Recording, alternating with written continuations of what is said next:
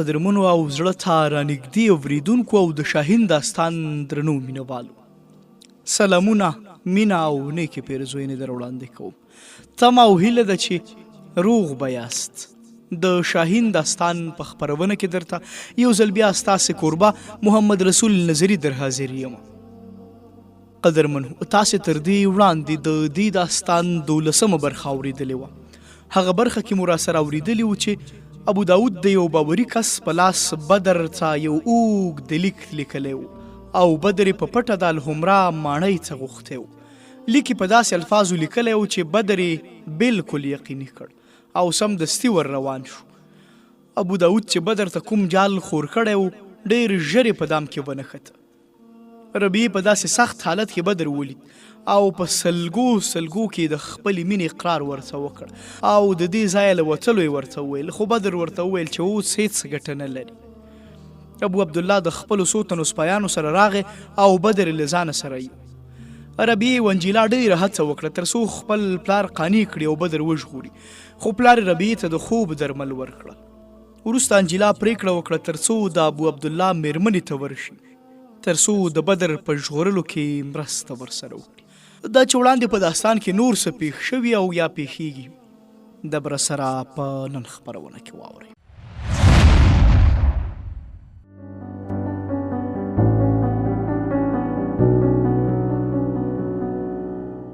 ابو داود د ډول ډول سوچونو په کشمکش کې د الحمرا هغه تالار ته روانو چې د ده په ګومان د بدر بن مغیره او له هغه سره د غرناطې د نصیب پرېکړه کېدونکې وه. په تلو کې به ودرېد او بیا به څه پرېکړې ته له رسېدو د مخه بېرته روان شو. په ژوند کې د لومړي ځل لپاره احساس کړه چې د ده د پرېکړې حوصلې ځواب ورکړ. یو ساعت د مخه یې د خپلې ترقي وروستیو څوکو ته د رسېدو ټولې لارې پاکې کړي. د بدر بن مغیره په دام کې راوستل د ده د ژوند تر ټولو ستره کارنامه وه. د دې په بدل کې له فردیناند نه لوی انعام غوښتلی شوی. ده د هغه د پوځ لپاره د غرناطې لاره خلاصه کړې وه.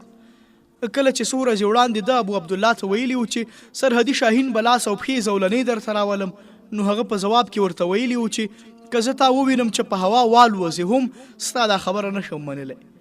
خو نن د ابو عبدالله او د هغه ټول ملګري په خپل عظمت قایل کړي وو.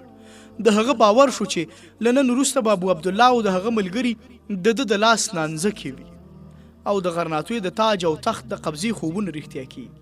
ابو عبدالله د ده د سیاست د ډګر داسې پچه وه چې د هر وخت لرې کولی شوی. هغه یې په مالقه د حملې لپاره تشویق کولی شوی چې د فردیناند په خلاصو دروازو غرناطې ته راننوتلی شي.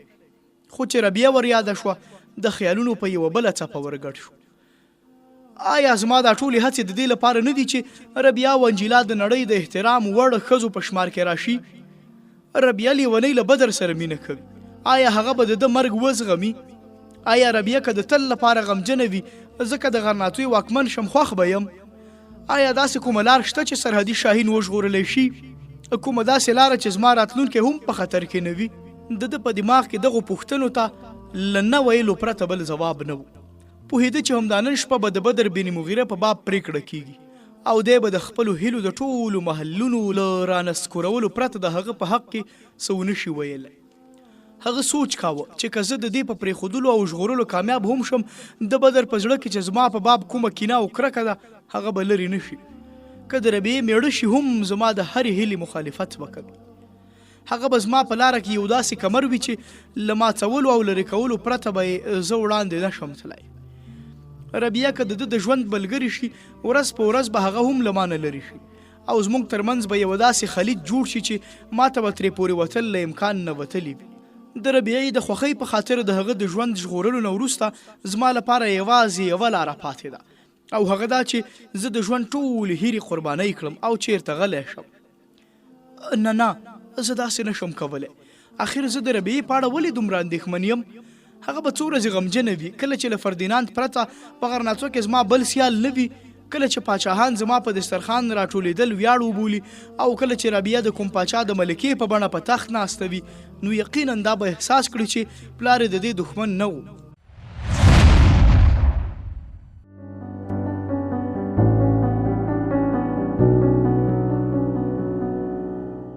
د دربار په ټولو دروازو پیرداران ولاړو. د حرم سرای کوټوال یعنی د ساتونکو مشر د ابو داود هرکلی وکړ او دروازه یې ورته خلاصه کړه او د ابو داود په لیدو درباریان ټول په احترام پاڅېدل. د لاس په اشاره د هغوی د هرکلي ځواب ورکړ. وړاندې ولاړ او د تخت ترڅنګ ابو عبدالله ته له خمیدو او سلام نه وروسته په یوه تشه کرسۍ کښېناست. د امیرانو د دوو کتارونو د کرسیو په منځ کې بدر بن مغیره لاس تړلی ولاړو. د هغه په لاس او پښو کې زولنې وې او بڼه یې له غوسې ځلېدله. په غلي اواز ابو داود له یو نږدې سردار نه تر پوښتنې وروسته وپوهېده چې هغه خپلې خبرې پای ته رسولي. سردار ورته وویل چې د هغه خبرې په دربار کې ټولو ته له زغم او حوصلې نه اوچتې وې. هغه ابو عبدالله ته ویلي و چې ته بدنیته هم یې او احمق هم، او په دواړو صورتونو کې زه تا د رحم وړ بولم. تر لږ ځنډه درباریانو یو له بله ګونګوسې کولې او ابو عبدالله له غوسې، حیرانۍ، پریشانۍ او اندېښنې نه ډکو احساساتو بدر بن مغیره ته کتل. بالاخره یې وویل موږ یو ځل بیا تا ته موقع درکوو، که زما واکمني ومنې له یو څه وخت نظربندۍ نه وروسته به دې خوشې کړو. بدر بن مغیره ځواب ورکړ ما د دې ځواب درکړی دی. زه له بزدلانو نه د ژوند سوال نه کوم. زه د داسې سړي له پاچاهۍ منلو نه انکار کوم چې د الله تعالی نه باغي وي، چې د خپل قوم غدار وي او د خپل پلار دښمن وي. د بدر بن مغیره سترګې په ابو داود ولګېدې او غږ نور هم اوچت کړ. وی ویل ابو عبدالله تا په خپل لستوڼي کې مار ساتلی او ته ګمان کوې چې دی به یوازې ستا دښمنان وچیچي، خو ته د مارانو له فطرت نه خبر نه یې. هغه د هیچ چا دوستان نه وي. ته ګمان کوې چې زه به له تا سره د جګړې کولو مجرم یم، خو زما په هغه توره سوګند چې په وار وار د دښمنانو په وینو لمبېدلې ده. که زما په زړه کې له تا سره د جګړې هیله وای د الحمرا دیوالونو به زما د سپایانو لاره نه وای بنده کړې.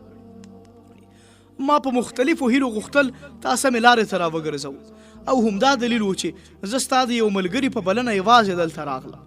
ته چې زما په باب څه پرېکړه کوې ویې کړه، خو د دې مطلب دا نه دی چې زه ګنهګار یم او تا د خپل برخلیک قاضي منم.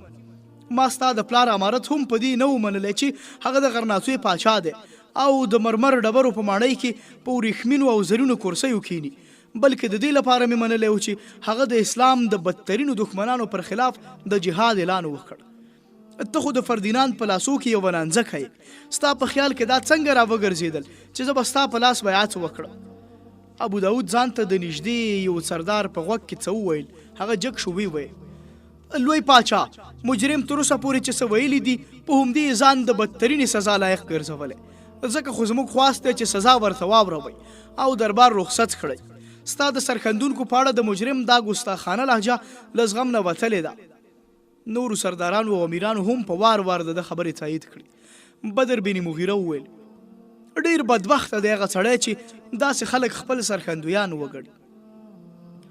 ابو عبدالله دا د ولس پر بدن پالل شوي کجیران دي. ته چې پر دې باور کوي له ځان سره غرناطو هم د تباهۍ کندې ته ورټېل وهي. ابو عبدالله جګ شو او په رېږدېدونکي اواز یې وویل زه بدر بن مغیره ته د غرناطوی د بدترین غلیم په جرم د مرګ سزا ورکوم. مجرم د لمر ختلو نه وړاندې ووژنئ. بدر بن مغیره د یوه ګړنګ په څېر ولاړ. د الحمرا ماڼۍ په دې کوټه کې تر اوسه پورې داسې مجرم نه و وړاندې شوی چې په دې ډول یو خوږه مسکا یې د خپل مرګ حکم اورېدلی. د هغه چوپتیا د حال په ژبه ګویا وه چې زه له مرګونو سره جنګېدلی یم. ته ما د مرګ کومې ته ورټېل وهلی شي، خو مسکا مې رانه تړلی نه شي. دا مسکا چې ما د تورو په سیورو او د غشي په باران کې زده کړې، تر وروستیو شیبو پورې به ستاسو په بزدلۍ، بېرحمۍ او مکارۍ ملنډې وهي.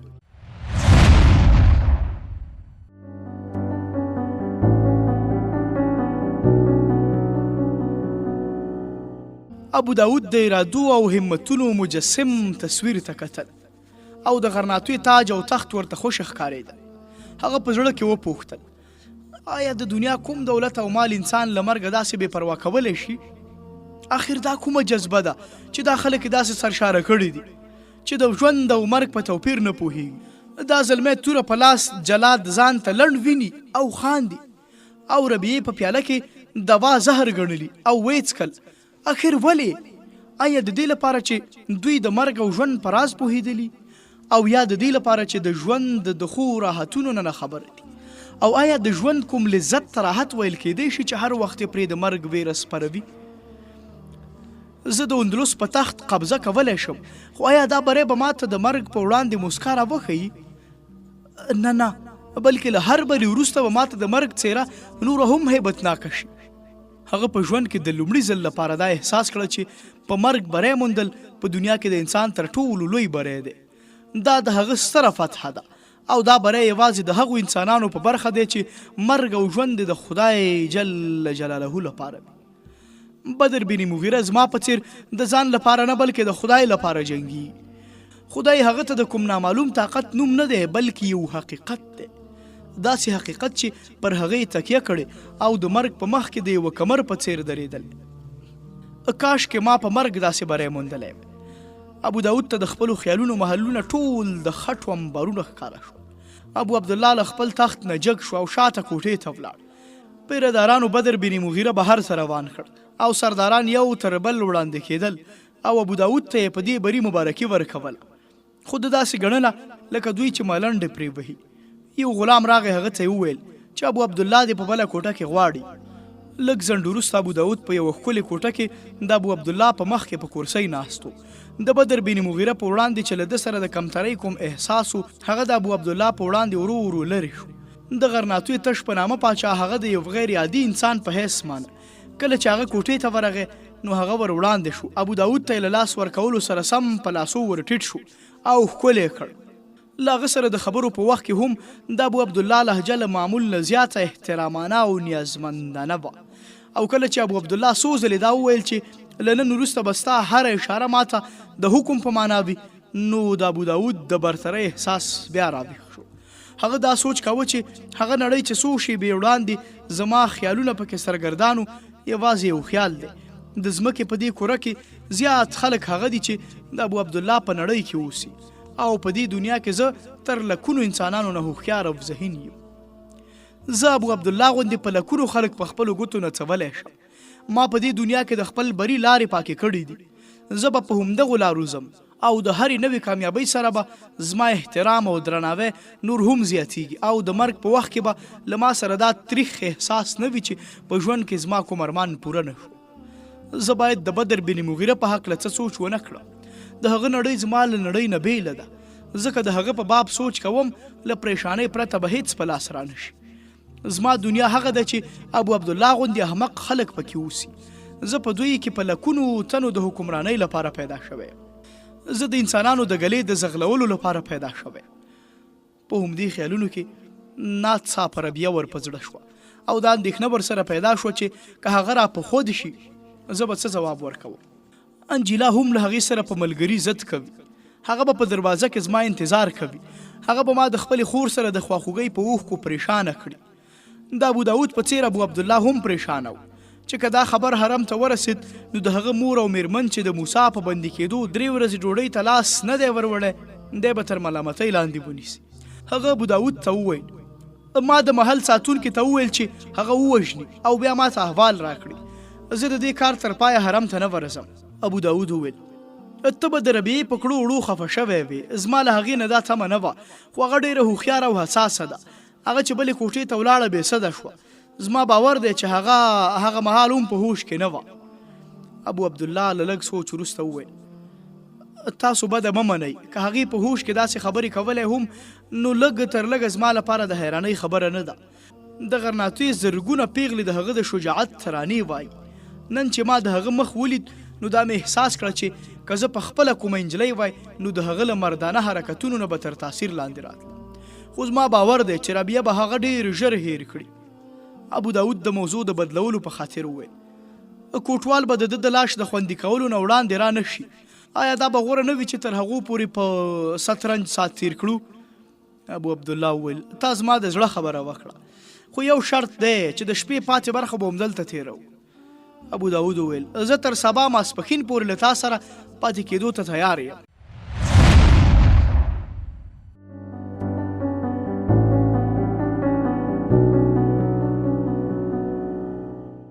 بدر بن مغیره په ډېرو کږو وږو لارو یوې داسې سمسې ته ورساوه چې دروازه به یې یوازې په همدغسې وختونو کې خلاصېدله. له هغو اتو سپایانو سره چې له بدر سره راغلل په لاره کې ځای ځای پیرداران ولاړو. په کوټه کې دننه مشال لګېدلی و او جلاد د دوی انتظار کاوه. سپایانو د بدر لاسونه بې له څه مزاحمت نه په یوه اوسپنیزه شکنجه کې وتړل. سپایان د کوټوال په اشاره بهر ته ووتل. هغه دروازه بنده کړه او بدر بن مغیره ته یې وکتل او ویې ویل دا یوه رسمي خبره ده، خو زه تا ته په یقین وایم زه به ستا په مرګ تر هر چا زیات خفه یم. زه د الحمرا د کوټوال په حیث نه ستا د یو خواخوږي په حیث درنه پوښتم چې له مرګه وړاندې که داسې هیله او ارزو لري چې زما په توان کې وي پوره کولو ته تیار یم. بدر بن مغیره ځواب ورکړ زه پوهیږم چې ته بېوسه یې، زما یوه هیله ښایي ترسره کړی شي او هغه دا چې که تا ابو عبدالله د ابو داود او یا د هغه کوم دوست په حکم ووژه نو هغه په دې کوټه کې مه وژنه. زه نه غواړم چې د هغه وینې زما په وینو ګډې شي. کوټوال وویل تاسې ربیعې ته څه پیغام استوئ؟ بدر وویل نه، ربیعې ته د پیغام ورکولو لپاره ما ته د چا ضرورت نشته. هغه له ما وروسته زما د روح پیغام اورېدلی شي. ته د خپل کار پای ته ورسوه. کوټوال جلاد ته وکتل. جلاد په تیرو 10 کلونو کې د لومړي ځل لپاره د هغه په سترګو کې اوښکې ولیدې. هغه چې د کوټوال اشاره ولیده توره یې اوچته کړه. کوټوال مخ بل لوري ته واړو او اوښکې پاکې کړې. ناڅاپه چا په زوره دروازه وټکوله او کوټوال په بیړه ور وکتل. د جلاد لاس یې ونیوه، ویې ویل ودرېږه. بیا دروازې ته ور نږدې شو، په زوره یې غږ کړ څوک یې؟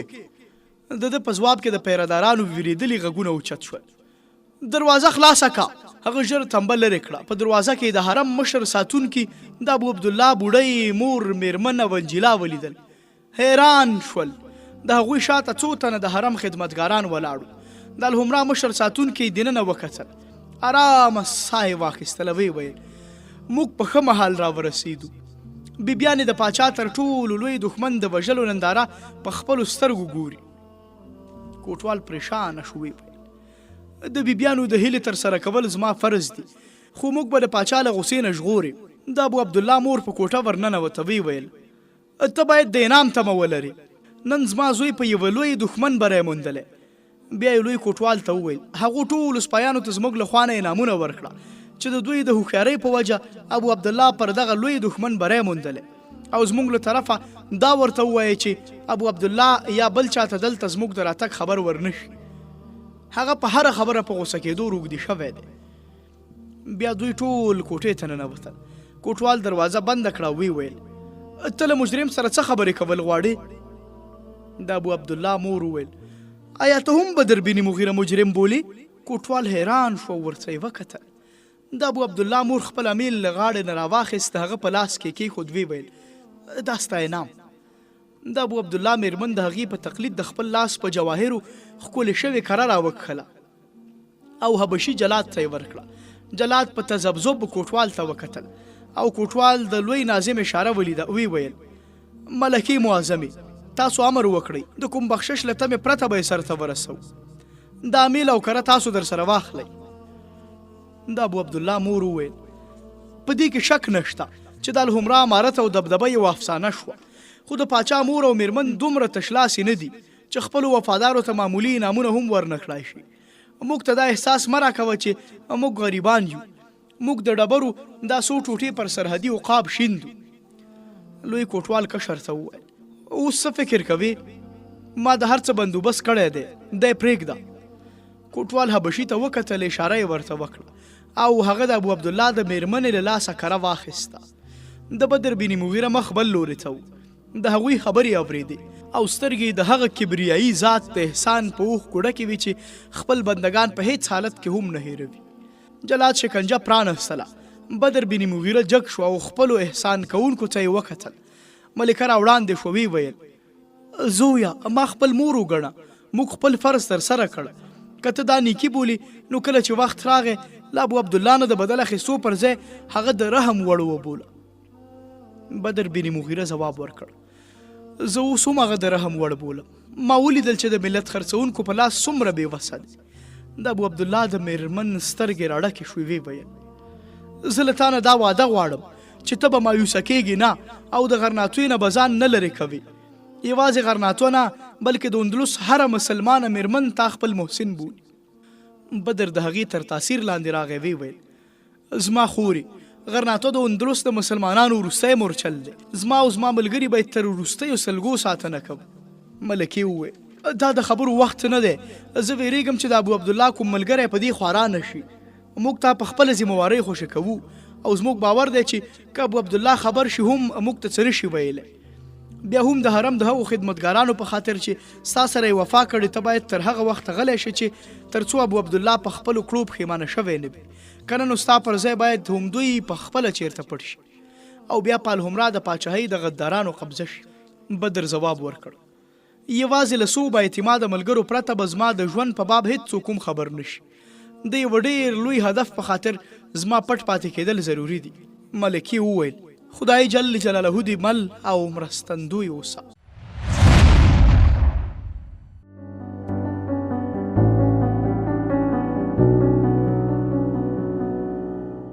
انجیلا تر اوسه پورې چوپه وه او بدر بن مغیره ته یې کتل. د بدر ورپام شو. هغه په وارخطایۍ یو ګام ور وړاندې شو. وی ویل ربیعې ته چرت مه وهه، د هغې دلته راتګ مشکل و. د ابو عبدالله میرمن وویل موږ د انجیلا احسانمن یو چې پر وخت خبر کړو. د بدر په شونډو هم د مننې مسکا خپره شوه. وی ویل انجیلا ستا ډاکټر به خامخا له مانه ستا پوښتنه کوي. که هغه ته څه پیغام ورسوي زه د قاصد دندې سرته رسولو ته تیار یم. د یوې شیبې لپاره د انجیلا ټوله وینه په غمبورو کې راټوله شوه. دې سمسې ته له راننوتلو وروسته تر ټولو لویه هیله دا وه چې کاشکې د بشیر بن حسن په باب څه ویلی شو. د دې له بدر نه د هغه د یادولو هیله نه وه او دې دا هم احساسوله چې د موقع په موندلو به هم د دې ژبه د زړه له ترجمانۍ نه ناتوانه وي. خو لکه چې بدر دې ته د جنت دروازې پرانستې وي. دې ورته وویل د هغه پر ما ډېر زیات احسان دی. زما له طرفه دا دسمال ورکړه. انجیلا بیا په نه زړه ور وړاندې شوه او یو وړوکی سورو دسمال د بدر په لاس کې ورکړ. بیبیانې د خپل ښځینه ذکاوت په وجه په ډېر څه وپوهېدې، ځکه خو هغوی چوپې شوې. د لوی کوټوال په مشوره بدر په هغه تخت سملاست چې د لاش د پورته کولو لپاره په کوټه کې و. هغه یې په یو ټوکر کې پټ کړ. د زندان وړوکی کوټوال دروازه خلاصه کړه. 3 واړه ښځې بهر څه ووتې. پیرداران څو ګامه وړاندې د محل تر یو خدمتګار راچاپېر و. هغه د دوی د پام ور اړولو لپاره د اشرفیو په ویش کې بخل کوه. خو کله چې بیبیانې ولیدې ژر ژر یې کڅوړې تشې کړې. څو شېبې کوټوال په دروازه کې ودرېد او چې کله بیبیانې لرې شوې هغه راووت او پیردارانو ته یې د پاچا حکم و چې د دې وژلو خبر تر موږ پورې محدود وي. ملکه او کشره بیبي د پاچا له امر نه پرته راغلې وي. اوس که پاچا خبر شي بیبیانو ته به څه ونه وایي، خو زموږ خیر نشته.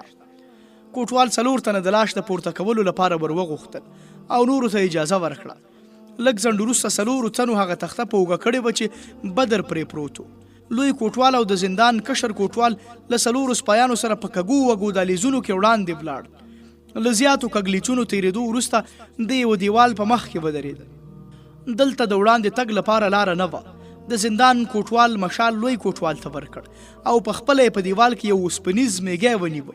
د میږي په حرکت دیوال کې په یوه ګړز سره درز پیدا شو او ورو ورو دومره لوی شو چې سړی اسانه ترې تېرېدی شوی.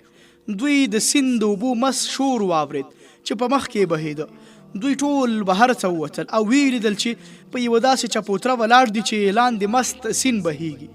سپایانو تخته په ځمکه کېښوده. لوی کوټوال د زندان د کوټوال په غوږ کې څه وویل او هغه بیا سپاهیان مخاطب کړ. ورته ویې ویل تاسې له کلونو راسې زما ملګري یاست، ځکه خو زه له تاسو نه د څه خبرې پټول ستاسو د وفادارۍ سپکاوی ګڼم. زه تاسو له یو مهم راز نه خبره وم. د کوټوال په 2 زړهتوب یو سپاهي وویل ته اندېښنه مه کوه، موږ په هغه راز خبر یو او تر مرګه به زموږ په سینو کې ساتلی وي.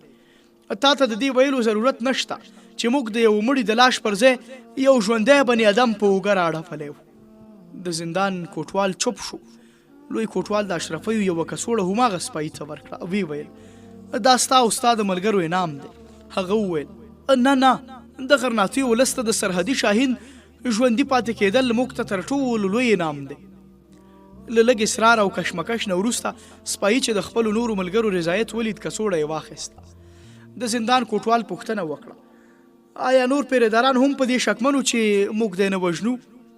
سپایي وویل نه، مګر په دوی کې د زیاتو دا هیله وه چې کاشکې د ملکې رحم پرې راشي. زما په خپله هم له ملکې نه دا تمه نه وه، خو د وژنتون د لیدو نه وروسته ډاډه شوم هلته د وینو یو څاڅکی هم نه و. کوټوال وویل اوس به جلاد دا کمی هم پوره کړی وي. بدر له تختې نه جګ شو، څادر یې لرې کړه او ویې ویل زما په ګمان اوس ماته د ژوندیو په دنیا کې د قدم ایښودلو لپاره ستاسو د اجازې ضرورت نشته. لوی او کشر کوټوال او سپایانو په وار وار هغه ته لاس ورکړ. لوی کوټوال ورته وویل نور زموږ مسؤلیت ختم شوی دی، اوبه توندې هم دي او یخې هم، که ستا په خپلو مټو باور نه وي موږ به د پورې وتلو څه بندوبست درته وکړو، خو وخت تنګ دی. بدر وویل تاسو چرت مه وهئ، هغه پاک ذات چې زما له غاړې نه د جلاد توره لرې کړه په دې څپو کې به مې هم ساتندوی وي. کوټوال وویل ډېر ښه، خدای دې مل شه. نن تا له همراته له غلچکي دروازې نه ننوتې او له غلچکي دروازې نه ووتې. خدای دې هغه ورځ راولي چې د الهمرا لویه دروازه دې پر مخ پرانستې وي. بدر بن مغیره د خدای په امان وویل د سیند څنډې ته ورنږدې شو او له یوې شېبې ځنډ نه وروسته پرې ورګډ شو.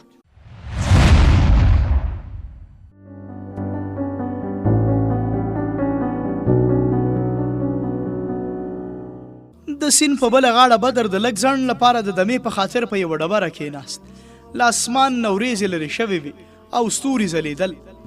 بدر بن مغیره د جګېدو اراده وکړه چې د چا د پښو غږ یې واورېد. په بیړه اوچت شو او د یوې ونې تر شا ودرېد. لږ ځنډ وروسته یې دوه تنه ولیدل چې د سیند په غاړه روان وو. له هغو نه یوه وویل هغه ډېر ځنډ وکړ، سهار کېدونکی دی. دوهم ورته وویل خو هغه دا هم ویلي و چې زما انتظار مه کوئ، د کامیابۍ په صورت کې به زه ډېر وخت هلته ایسار شم. دوهم ورته وویل مګر هغه خو دا هم وویل چې که امکان و د زینو په لاره به څوک درته راواستوم او له صحیح احوال نه به مو خبر کړم. بل ملګري ورته وویل کیدای شي هغه د دې فرصت نه وي موندلی، که اوس انتظار کول غواړې نو دلته به ودرېږو. بدر غږ پرې وکړ منصوره. هغوی دواړه ودرېدل او بیا په منډه راغلل. دته یې غېږې ورکړې. هغوی منصور او بشیر بن حسن و. د خپلو ملګرو له ډېرو پوښتنو نه بدر په تنګ شو. ویې ویل راځئ له دې ځایه ځانونه باسو. د تګ په وخت کې بدر د بشیر په اوږه لاس کېښود او په غوږ کې څه ورته وویل او له دې سره سمې د هغه په لاس کې یو لوند شوی دسمال ورکړ. منصور هغه ته وکتل او ویې ویل داسې ښکاري چې ته په خپله رضا نه وې راغلی. بدر بن مغیره ورته وویل ستا اټکل پر ځای دی. بشیر بن حسن ځواب ورکړ زما په ګمان موږ د خطر له سیمې نه راوتلي یو، تاسو خپل داستان پیل کړئ. بدر بن مغیره په تلو تلو کې لنډ لنډ خپل ټول سرګذشت تیر کړ. د یو څه اندازې له پلي تګ وروسته درې واړه په یو ګڼ باغ کې تیر شول او یو ویجاړه کور ته ورننوتل. هلته د دوی 15 تنه ملګري او بسونه وو. کله چې دوی ټول پاسونو سپاره شول بشیر بن حسن پوښتنه وکړه اوس مو اراده په کوم طرف ده؟ بدر وویل زه لږ وړاندې له تاسو نه بیلیږم، دا 15 تنه سپایان څنګ ته راسره بیایم. منصوره ته سهار ته د پاچا سپایان مالقه ته ورسوه، له خپلو ملګرو سره ما ته ځان را ورسوه. او بشیره ته مالقه ته ولاړ شه، هلته زغل او زیغري ته ټول حال ووایه. بیا ورته ووایه چې تر څه وخته زما په پټ پاتې کېدو کې ډېر مصلحتونه دي. ابو عبدالله او ملګري به یې ډېر ژر زما د مرګ خبر فردیناند ته ورسوي. هغه به سمدستي د حملې لپاره تیاری ونیسي. زغل ته مشوره ورکړه چې د مقابلې پر ځای په شازه او د دښمن پوځیان زموږ تر سیمې پورې راورسوه. که هغوی وړاندې راغلل نو موږ به پرېکنده ګزار پرې وکړو. دا هم امکان لري چې فردیناند د ابو عبدالله پر رضامندۍ غرناطو خپل مرکز کړي او په مالقه حمله وکړي. په دې صورت کې د پاچا عسکر ورمخکې شي او په سرحد کې د هغوی د ایسارولو هڅه وکړي. له یو معمولي ټکر وروسته د ځنګل ته په شا شي. زه به د مناسب وخت پر رسېدو د دوی د لارښوونې لپاره تا ور واستم. خو په هغوی دا تاکید وکړه چې په هر صورت د مالقې د دفاع لپاره تر لږ نیمایي پوځ باید هلته پرېږدي.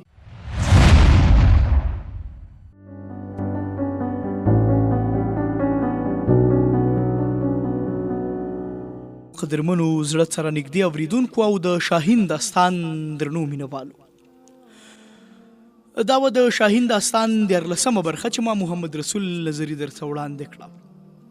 هیله ده د پام وړ مو ګرځېدلې وي. سبا چې یو ځل بیا زه ستاسې درنه حضور ته در حاضرېږم، تاسې په بخونکي او متعال رب سپارم. هر چیرې چې یاست ښاد، آباد او سوکاله اوسئ. د الله په امان.